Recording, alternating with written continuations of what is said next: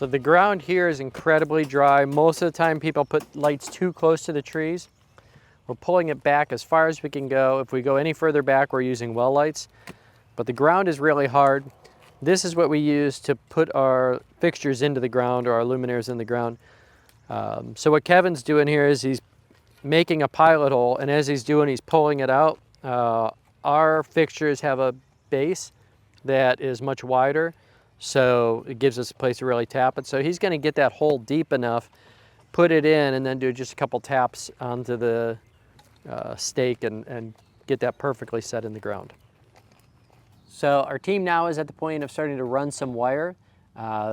This is the quick spooler that we use. We've been using it for many years. We have a solid steel bar. We use this for other things, such as putting the wire into the ground or poking into the ground.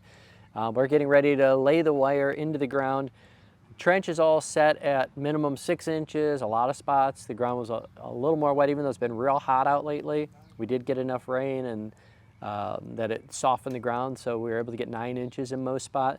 So we're gonna lay the wire in the ground. We're gonna then poke it into the ground to get it to the proper depth and fold everything back. Everything is surgical, so by the time we get done with the installation, you really won't be able to tell where we trench.